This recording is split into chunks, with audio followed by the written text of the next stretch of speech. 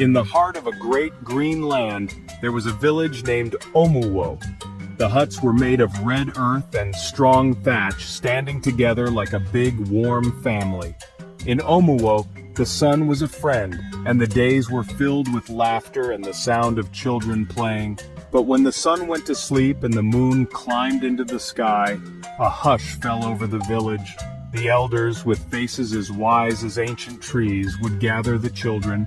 They told them stories, but one warning was always the same. "Do not go out into the night," they would say, their voices low and serious. "And if you hear a cry, a lonely sound in the dark, cover your ears. It is not always a person who calls."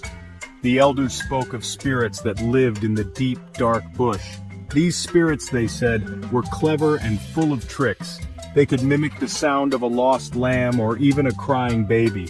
They wanted to lure curious children away from the safety of their homes, away from the warm fires and loving families. The children of Omuwo listened with wide eyes. They knew the bush was a place of secrets, where tall trees whispered to the wind and strange creatures hid in the shadows. They respected the elders' words, for their wisdom was a shield that kept the village safe. So, when night fell, the children stayed inside, their doors securely fastened. Among the children of Omuwo was a girl named Nnena. She was known throughout the village for her brave heart and kind spirit. If a friend fell and scraped a knee, Nnena was the first to help. If a baby bird fell from its nest, she would gently place it back. Nnena had a smile as bright as the morning sun, and she did not scare easily.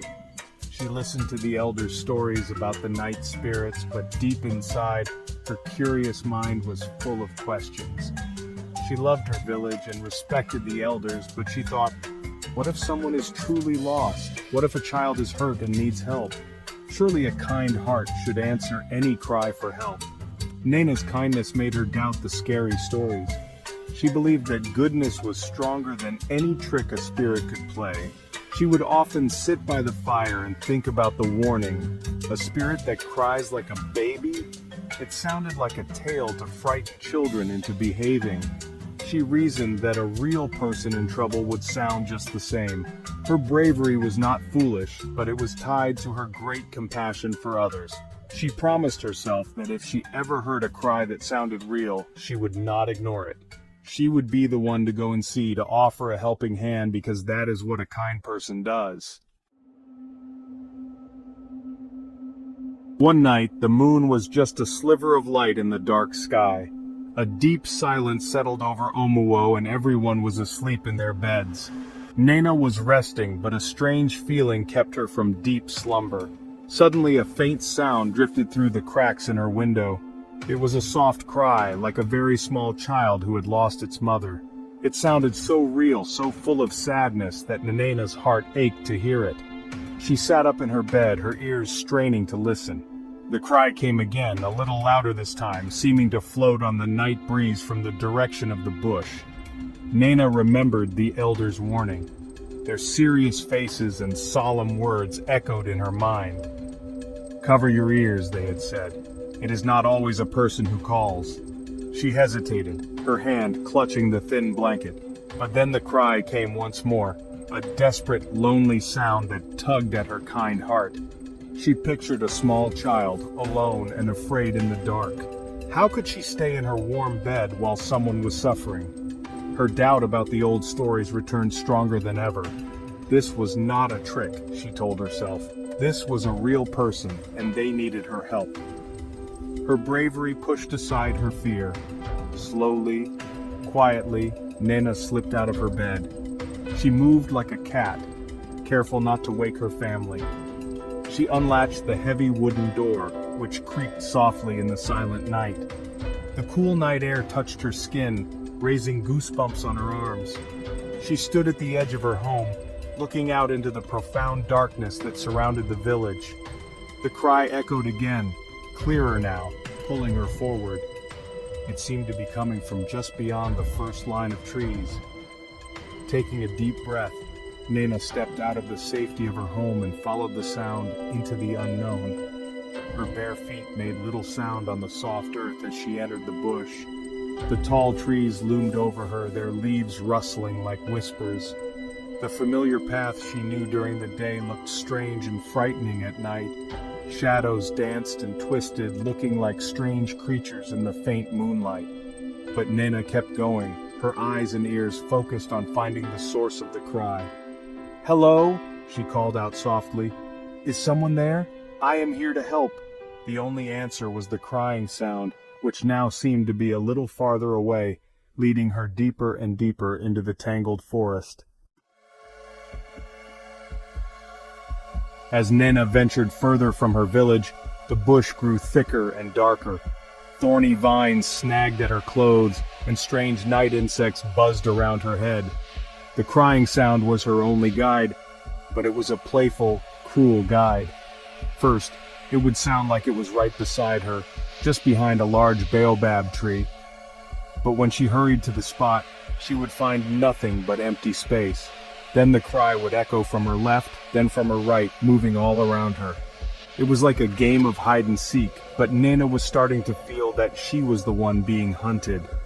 A cold shiver of fear began to creep up her spine. She stopped for a moment to catch her breath, her heart pounding like a drum. The crying had stopped. The sudden silence was more frightening than the sound itself. The air grew heavy and cold. Then she heard a new sound. It was not a cry, but a soft, unsettling giggle that seemed to come from the branches above her head. It was a chilling sound, full of mischief and malice. Nnena looked up, her eyes searching the tangled leaves, but she could see nothing. The laughter danced around her, echoing from all directions at once, making her feel dizzy and confused. This was not the sound of a lost child, this was something else. Suddenly, in the corner of her eye, she saw a flicker of movement. She turned her head and saw a shadow detach itself from the trunk of a tree. It was tall and thin, with long, spindly limbs that did not look human. As it stepped into a patch of faint moonlight, she saw that it had no face, only two glowing yellow eyes that stared at her with an ancient coldness. The spirit did not speak, but the mocking laughter filled the air again, seeming to come from its formless mouth. The truth crashed down on Nnena with terrifying force. The elders were right. The cry was a trap, and she had walked right into it. The shadowy figure took a slow, gliding step toward her. It raised a long, thin arm and pointed a finger at her. The cry started again, but this time it was a horrible, distorted sound, twisting the innocent sob of a child into a terrifying shriek. Nnena was frozen in place, her bravery melting away into pure terror. Every story the elders had told her was true. Every warning was real. This creature did not want help. It wanted to play a cruel game with a lost human child. Her kind heart had led her into the greatest danger of her life, and she was all alone in the deep, dark bush.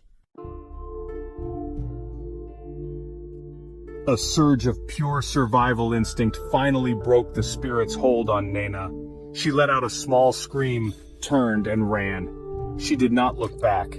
She did not know where she was going, but she ran away from the glowing yellow eyes and the horrible laughter. She scrambled through the undergrowth, branches scratching her arms and face, her feet stumbling over roots. The spirit's shrieking cry followed her, sometimes sounding right behind her, urging her to run faster. She could hear the rustling of it moving through the trees, keeping pace with her effortlessly. Tears streamed down her face, tears of fear and regret. She just wanted to be home, safe in her bed. Her desperate flight seemed to last forever. She was lost, tired, and terrified. Just when she thought she could not run another step, she saw a flicker of light through the trees.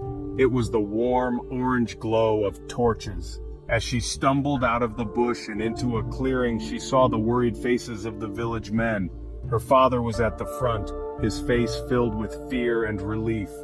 They had woken to find her gone and had immediately gathered a search party.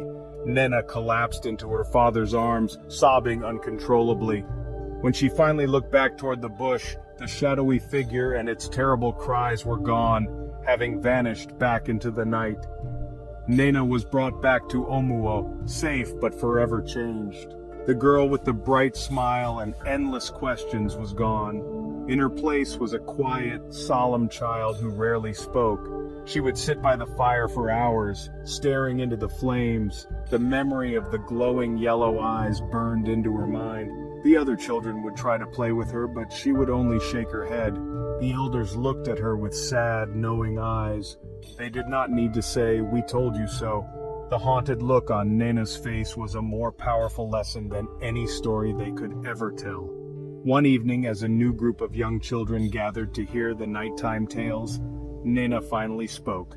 Her voice was quiet but clear, and every child leaned in to listen. "Listen to the elders," she said, her eyes wide and serious.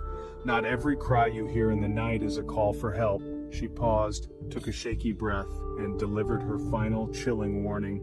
"Some dangers are clever.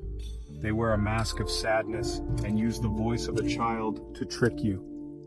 And from that day on, no child in Omuwo ever doubted the wisdom of staying inside when the night cried out, for they all remembered the girl who had followed the sound. If you loved this story, hit the like button, and don't forget to subscribe for more fun.